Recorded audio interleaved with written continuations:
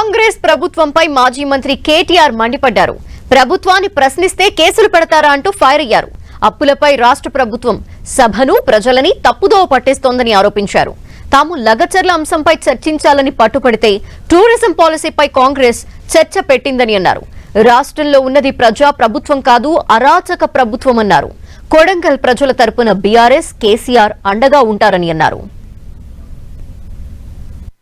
ఎంత అప్రజాస్వామికంగా అంటే తమ భూములు తాము ఇవ్వము అంటే వారి మీద కేసులు పెట్టడమే కాకుండా వారిని 3rd డిగ్రీ టార్చర్ కూడా పోలీస్ కస్టడీలో గురి చేసినారు.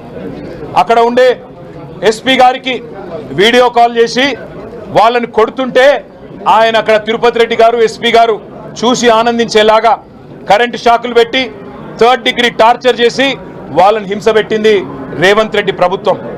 ఎంత నికృష్టమైన ప్రభుత్వం అంటే ముఖ్యమంత్రి సొంత నియోజకవర్గంలో రైతులు 35 రోజులుగా జైళ్లలో ఉంటే అది సబ్జెక్ట్ కాదట, అది చర్చనీయాంశం కాదట. సంవత్సర కాలంగా ముఖ్యమంత్రి 30 సార్లు ఢిల్లీ పోయినాడు, మంత్రుల్లో 70 సార్లు పోయినారు.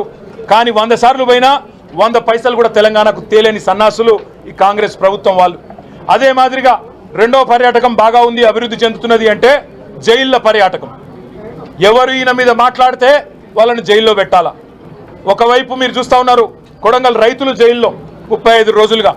అదే మాదిరిగా సోషల్ మీడియాలో ఎవరైనా పోస్ట్ పెడితే జైలు. ఆఖరికి ఎల్ఎన్టీ లాంటి ప్రముఖ సంస్థ, అంతర్జాతీయ సంస్థ, దాని సిఎఫ్ఓ ఒక్క మాట అంటే మీ ఫ్రీ బస్ వల్ల మా రైడర్షిప్ తగ్గింది అంటే నిన్ను కూడా జైలుకు పంపుతాననే ఒక నియంతృత్వ పోకడ ఏదైతే ముఖ్యమంత్రి రేవంత్ రెడ్డి పోతా ఉన్నాడో, ఇవాళ లగచర్లలో జరిగిన దాని మీద చర్చ పెడదాం రండి.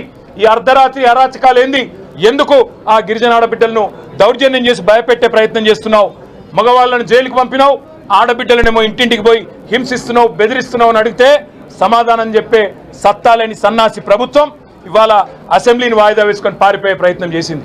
మేము మీ ద్వారా, గౌరవ మీడియా మిత్రుల ద్వారా కూడా రాష్ట్ర ప్రజానికానికి, ముఖ్యంగా కొడంగల్ ప్రజలకి మేము ఒకటే చెప్పదలుచుకున్నాం. మీ తరపున మేమున్నాం, మీ తరపున కేసీఆర్ గారు ఉన్నారు. రాష్ట్రంలో జరుగుతున్నది ఒక ప్రజాస్వామ్య ప్రభుత్వమా లేక ఒక నియంత ప్రభుత్వమా, ఒక అరాచక ప్రభుత్వమా అనేది మేము అడుగుతా ఉన్నాం.